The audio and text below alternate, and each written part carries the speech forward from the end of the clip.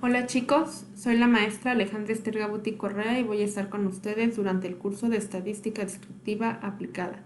El día de hoy vamos a ver el tema de distribuciones de probabilidad continua. Las distribuciones de probabilidad continua se definen a través de dos funciones, la función de densidad y la función de distribución. La función de densidad es la probabilidad que se encuentra entre dos valores. Aquí podemos observar la probabilidad de que x es nuestra variable, se encuentre entre el valor a y el valor b. Lo cual, por ser una función continua, podemos hacer el cálculo utilizando la integral. ¿Qué es lo que nos dice la integral? ¿Qué es lo que se encuentra abajo del área, ¿no? ¿Qué es lo que nosotros queremos calcular? La probabilidad o lo que se encuentra debajo de esa área, ¿no? Y la función de distribución es la probabilidad de que x tome valores menores o iguales a cierto valor. Aquí tenemos la función y se define como la probabilidad de que x, nuestra variable, sea menor o igual que un valor, ¿no? Algún dato. Y es de igual forma una integral que va desde los valores menos infinito hasta el valor de la x de nuestra función de densidad. Y aquí tenemos los gráficos, ¿no? Como se observa, la función de densidad son los valores como tal y la función de distribución son los valores acumulados, ¿no? Que al final va a llegar al 1, ¿no? Porque acumula toda nuestra información. Vamos a ver algunos ejemplos de distribuciones continuas. Comenzamos con la distribución uniforme continua, que tiene parámetros A y B. Esta distribución se asocia a variables aleatorias que pueden tomar valores entre un intervalo dado, ¿no? Y su función de distribución es esta, ¿no? Toma valores 0 cuando se encuentra por debajo de la A, que es en donde toma valores, y también toma valores 0 cuando se encuentra por arriba de la B, que es fuera del intervalo, ¿no? Entonces, esto quiere decir que cuando está fuera del intervalo, su valor es 0. Únicamente toma valores en el intervalo y los valores que toma es 1 entre la diferencia de los valores del intervalo, ¿no? De B menos A. Y así se representa. Tenemos aquí nuestro dato A, nuestro dato B. Este es el cálculo de 1 entre B menos A y vemos que es una línea recta porque toma los mismos valores para todos los números que se encuentran dentro de ese intervalo y para los que están fuera, ya sea antes de la A o después de la B, toma valores 0. Y su función de distribución viene dada por que toma valores 0 antes de la A y toma el valor de 1 después de la B. ¿Por qué toma valor 1 después de la B? Porque ya acumula toda la información, ¿no? Y nuestra distribución viene dada por x menos a entre b menos a. Y aquí tenemos la fórmula, ¿no? Antes de la a es un 0, toma una línea recta hasta llegar a b. Aquí lo que estamos calculando es la pendiente de la recta. Y ya que toma b, ya tiene todos los valores, llega a una probabilidad de 1 y se mantiene constante, ¿no? Porque ya no tiene más información que añadir, porque los valores después de la b son 0, entonces se queda igual. ¿Cuáles son sus propiedades? Su media se calcula como la suma de a más b entre 2, que es el punto medio, y la varianza es b menos a al cuadrado dividido entre 12. Este tipo de variables se asocia a experimentos similares, a elegir un número al azar entre un valor, entre diferentes valores que se encuentran entre un rango específico, ¿no? Un intervalo entre A y B. Y aquí vemos la función de densidad. Vámonos con la variable exponencial. Esta variable se denota como exp y tiene solamente un parámetro que en este caso lo llamamos nosotros lambda. Y lambda es el número de sucesos de Poisson por unidad de tiempo. Aquí lo que hace nuestro exponencial es, va contando varios sucesos Poisson, ¿no? Que la Poisson ya la vimos en la presentación anterior. ¿Cuál es su función de densidad? Para valores positivos, que es x mayor o igual a 0, toma esta función de distribución, que es lambda multiplicada, la e es la exponencial de menos lambda, que este es nuestro parámetro, por x, ¿no? Que x toma valores positivos. Nuestros valores negativos toman valores 0. Esta función es 100% positiva, ¿no? Toma valores solamente positivos. y su función de distribución, que se da por los valores acumulados, es 1 menos la exponencial de menos lambda por x, ¿no? De igual forma es solo para valores positivos y los negativos tienen valores en cero. ¿Y cuáles son sus propiedades? La media, que también se viene dada por la esperanza de la variable, es 1 entre lambda y su varianza es igual a 1 sobre lambda al cuadrado. Recordamos que lambda es el parámetro, ¿no?, que nosotros vamos a medir. Algo importante, esta distribución lo que describe es el tiempo hasta que ocurra la primera ocurrencia de un evento, ¿no? Entonces aquí lo que nosotros estamos midiendo es tiempo. ¿Cuál puede ser nuestro evento? Es cuánto tiempo puede pasar hasta que se funda un foco. Cuánto tiempo puede pasar hasta que me llame alguien, ¿no? O reciba un correo. Entonces aquí está midiendo el tiempo que transcurre hasta que pase el evento que yo quiero que ocurra. Vamos a ver un ejemplo. Se ha comprobado que el tiempo de vida de cierto tipo de marcapasos sigue una distribución exponencial con media de 16 años. ¿Cuál es la probabilidad de que a una persona a la que se le ha implantado este marcapasos se le deba reimplantar otro antes de 20 años? Entonces, ¿qué es lo que estamos midiendo aquí? Tiempo. ¿Cuál es el tiempo de vida de nuestro marcapasos? ¿Cuánto tiempo va a durar este marcapasos hasta que deje de funcionar y tengamos que cambiarlo por otro? Aquí nos están dando como dato la media. Sabemos que nuestra media es 1 entre lambda, por lo que nuestra lambda va a ser 1 entre la media. Entonces aquí, para solucionar, vamos a nombrar una variable, en este caso la nombramos t, porque se refiere al tiempo. La variable aleatoria mide la duración del marcapasos, ¿no? El tiempo de vida del marcapasos. Y sabemos que nuestra distribución se distribuye de forma exponencial con un parámetro 1 sobre 16. Nos están diciendo que la media es 16, por lo que nuestro parámetro es 1 sobre 16. Lo sacamos de aquí, ¿no? Recordemos. ¿Y qué es lo que debemos de calcular? La probabilidad de que nuestra variable sea menor o igual que 20, ¿no? Dice, ¿cuál es la probabilidad de que una persona se le cambie el marcapasos antes de los 20 años? Entonces debe ser menor o igual a 20, ¿no? Nuestro suceso de que deje de funcionar tiene que ocurrir antes de 20. Entonces vamos a sacar la integral, que esto es igual a nuestra función en 20, que es 1 menos la exponencial de menos 20, que es nuestra x, por lambda, ¿no? Entonces nuestra lambda es 1 entre 16 y nos queda un resultado final de 0.7135, lo que quiere decir es que nuestro marcapasos tiene una probabilidad de que deje de funcionar de un 71.35% antes de los 20 años. Ahora vamos a pasar a la distribución normal. Esta distribución tiene dos parámetros, el parámetro mu y sigma, que se representa mu por la media y sigma por la desviación estándar. Y su función de probabilidad es la siguiente. Aquí tenemos que es 1 entre sigma por la raíz de 2 veces pi, que es 3.1416, y esto multiplicado por la exponencial elevado a la menos. Todo este dato se encuentra aplicado por la exponencial de forma negativa, ¿no? Menos x menos mu, que es la media, al cuadrado, dividido sobre 2 veces la varianza, sigma cuadrado, ¿no? Y a esto lo hacemos negativo y le aplicamos la exponencial. Esta distribución toma valores en todos los reales, desde menos infinito hasta infinito. Algo que es importante es que esta variable se asume para aquellos valores que disponen de una forma simétrica.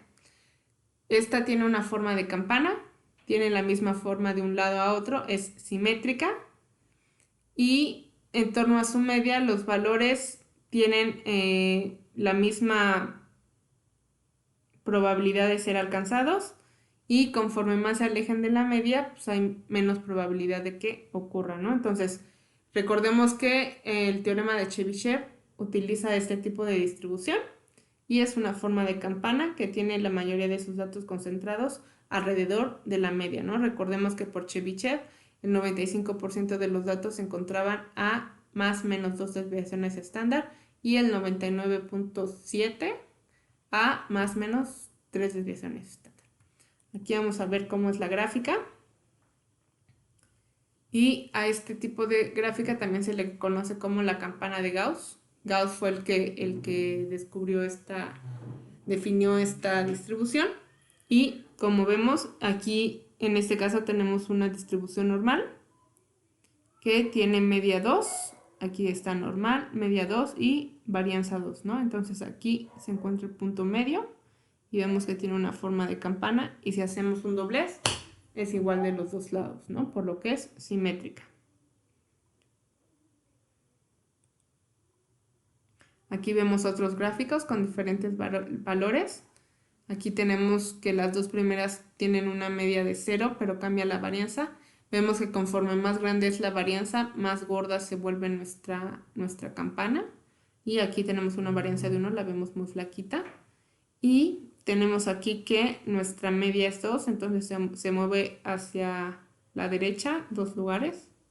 En lugar de estar en el 0, aquí tenemos el pico. Y aquí tenemos igual, ¿no? Con media 2, ¿no?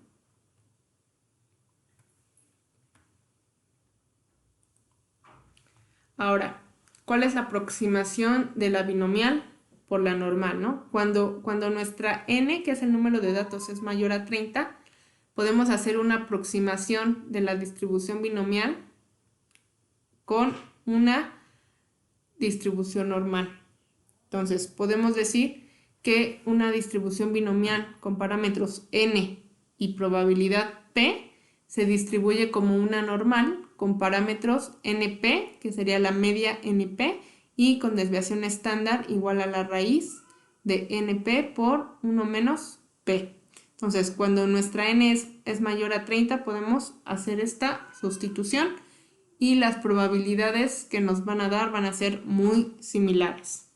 Entonces, es más fácil que hagamos tal vez el cálculo utilizando una variable continua, porque podemos hacer directa la integral a estar haciendo los cálculos de 1 por 1, ¿no? Como se hace con la binomial, que al ser una variable discreta tenemos que estar haciendo el cálculo de cada uno de sus puntos.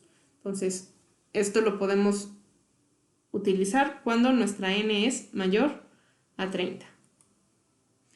Ahora, vamos a ver cómo se hace la estandarización de una distribución normal. ¿Qué significa la estandarización? Significa que la media es igual a 0 y que nuestra sigma es igual a 1. Esto es una distribución normal estándar, media 0, desviación estándar o varianza 1. Entonces, ¿cómo hacemos la tipificación? Aquí tenemos que x es una variable que se distribuye de forma normal con parámetros mu y sigma. Entonces, a esta variable yo la voy a convertir en una nueva variable a la que voy a nombrar z. ¿Y qué es lo que voy a hacer? A mi x le voy a restar la mu, que es la misma media que tengo aquí, y la voy a dividir entre mi desviación estándar sigma. Y esta nueva variable que yo estoy creando se va a distribuir de igual forma normal, pero ahora sus parámetros van a ser 0 y 1. Y esto va a hacer que yo lo pueda hacer el cálculo todavía más fácil. Entonces, como les decía, a esta nueva distribución se le llama normal estándar. Aquí vamos a ver, como ya dijimos, es simétrica respecto a 0, tiene la media igual a 0 y tiene su desviación con 1, ¿no? Entonces, aquí la probabilidad, como es simétrica con respecto a 0, entonces la probabilidad de que esta nueva variable que nosotros creamos, que se llama z, sea menor o igual que x, nos va a dar la misma probabilidad que si esta variable es mayor o igual que menos x. Aquí tenemos el dato, ¿no? Entonces aquí tenemos a x, entonces aquí estamos calculando la probabilidad de que sea menor, que sería el área asombrada, y va a ser la misma probabilidad que si tenemos a menos x, que sería nuestro dato, pero del otro lado, menos x, y la probabilidad de que sea mayor, ¿no? Entonces, recordemos que esto es como un espejo y que lo doblamos Entonces, si nosotros hacemos el doblez, estamos calculando exactamente la misma área. Entonces, nuestras probabilidades son las mismas. Vamos a ver un ejemplo. La vida de un semiconductor láser a una potencia constante se distribuye normal con media 7000 horas y desviación estándar 600 horas. ¿Cuál es la probabilidad de que la vida del láser esté entre 6280 y 7120 horas? Entonces, aquí vemos que ya nos están dando los parámetros, que es la media, nuestra mu de 7000 y nuestra desviación estándar de 600, ¿no? Entonces, ¿qué es lo que vamos a hacer? Para que nuestro cálculo sea todavía más sencillo, vamos a tipificar nuestra variable para que en lugar de tener unos parámetros tan grandes, tengamos el parámetro de media 0 y la desviación estándar de 1. Entonces, ¿cuál sería la solución? Nosotros definimos nuestra variable x, que es la vida del semiconductor, y se mide en horas, ¿no? Que es como nos están dando los datos de la media y de la desviación estándar. Y sabemos que esta variable se distribuye de forma normal, que tiene parámetros 7000 por la media y 600 por la desviación estándar. Ahora, ¿cómo la vamos a tipificar? Vamos a crear una nueva variable que se va a llamar z y que vamos a hacer x menos 7000, que son nuestra media, la vamos a dividir entre 600, que es la desviación estándar, y sabemos que esta nueva variable se va a distribuir también de forma normal, pero con parámetros 0 y 1. Ahora, en el problema nos están preguntando cuál es la probabilidad de que se encuentre entre 6280 horas y 7120 horas. Entonces, vamos a hacer ese cálculo con nuestra variable z y vamos a ver qué valor nos da con z. Entonces, si al primer dato, que son 6280 horas, le restamos 7000 y lo dividimos entre 600, nos da un nuevo valor de menos 1.2. Y hacemos lo mismo con el otro dato, que son 7120 menos 7000 entre 600 y nos da otro valor de 0.2.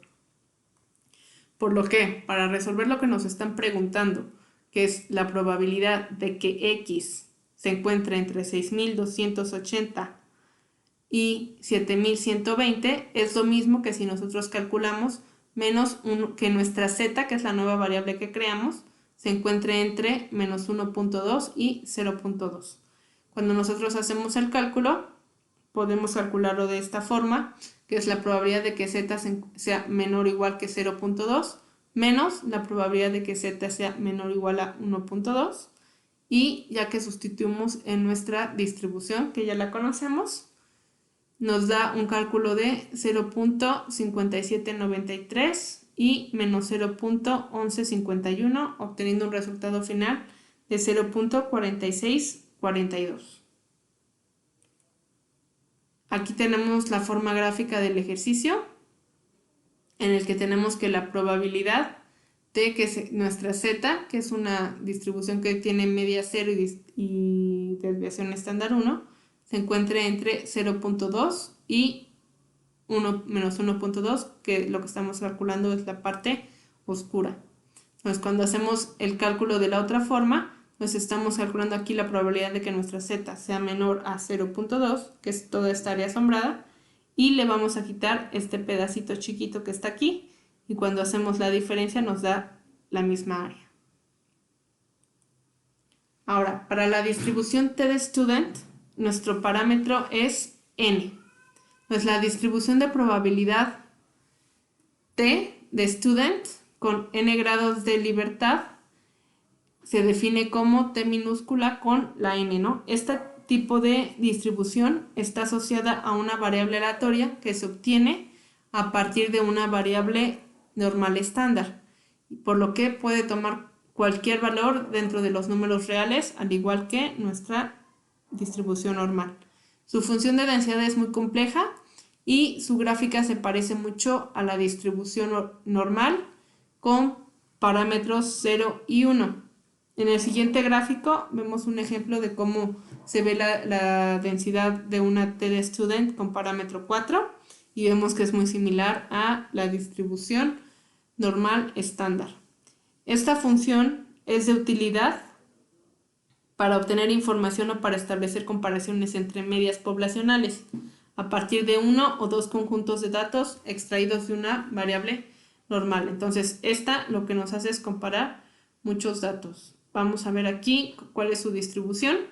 Aquí lo que tenemos tenemos n más 1 variables aleatorias. Cada una de estas son independientes y cada una se distribuye de forma normal.